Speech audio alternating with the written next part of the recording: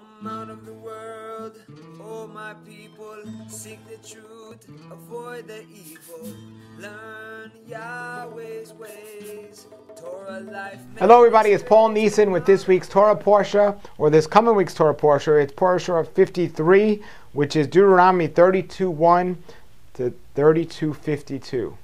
Now, if you were on your deathbed and your family was around the bed and you only had enough to get a couple of words in, maybe one more lesson, maybe one more paragraph, what would it be and what would you tell them? This week we see what Moses' situation was. Moses was told last week that he's 120 years. He's not going into the promised land. He was told to bless Joshua to go and take the children into the promised land, but he had a couple more lessons to give the children. And Moses, what he did was he wrote a song, and he wanted it to be read every 7 years to the children so they would not forget. They would always remember. And this week we're going to take a look at that song. And it starts off here by saying in 32:2, it says, first it says, "Hear, O heavens, as I speak. Listen, earth, to the words of my mouth. May my teachings fall like rain, and may my speech condense like dew, like light rain on blades of grass, or showers on growing plants." So what we see here is every morning there's a dew that's on the plants. And we see here the rain falls on the plants consistently to nourish them and help them grow. And we see here on the plants, on the blades of grass, the water sticks to those blades of grass that came from the rain. And the showers on the growing plants will help them grow and nourish. Well, His Word is our rain, and we are the plants. And as the showers grow on a daily basis, or the words come down to us on a daily basis, and they stick to us, that's how we grow, and that's how we mature. So there's a lot more to this song, and it talks about Yahweh being our perfect rock. We should never leave Him, and for always proclaim the name of our Creator. For His ways are perfect, and all His ways are just. Now you need to read this to your children and let them know there is no wrong in His way. It is righteous and straight. So we need to see this. He is your Father who made you, who formed you and prepared you. A lot of people will say there are a lot of different gods in the world. But what's going to happen when you go to those gods and they can't do anything to save you because they're just pieces of garbage, some piece of metal, a piece of wood that people are bowing down to? It says here, Yahweh is the Creator who created you. He made you, and He is the one that will rescue you, and He will save you. You know, He will bless you with the produce of the fields. He will give you the honey from the rocks. He can take anything and change it to what you need. He will provide your needs. I mean, the songs talk even about the cows and the milk from the sheep and the fat of the lambs and the blood of the grapes, things that He provided with us for our nourishment.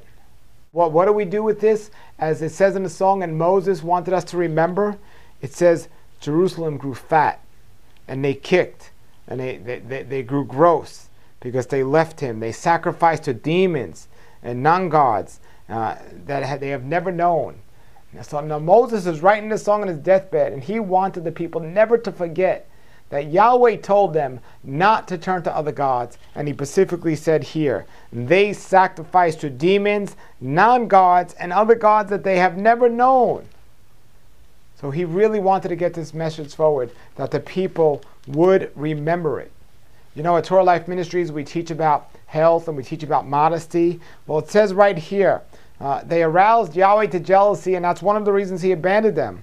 But here, as we see in Deuteronomy 32, we see in Deuteronomy 32:21, they aroused me with jealousy and provoked me with their vanities. With their vanities. It says in the scriptures, when you leave Egypt where I've taken you from, and you go to Canaan where I've taken you, do not mimic the ways of the Egyptians or the Canaanites.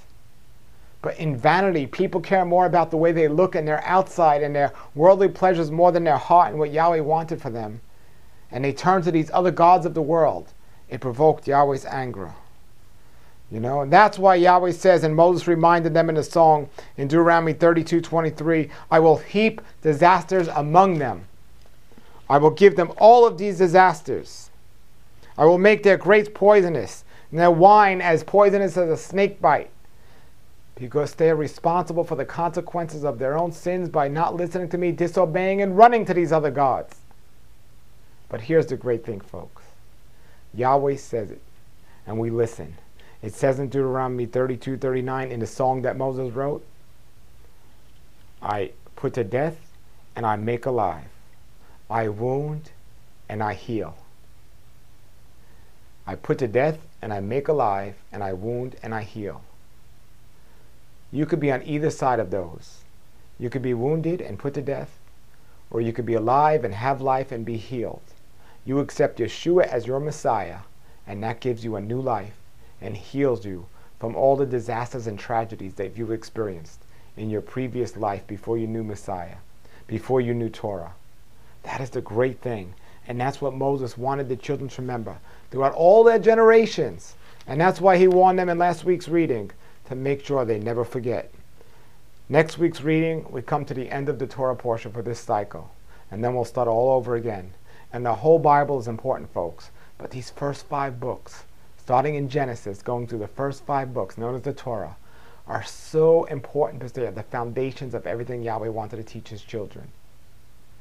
This is what we have to get and understand, and it has to be on our heart, where we know it like a song. There's every secular song out there you could think of. People know all the words to that song more than they know the words of Scripture.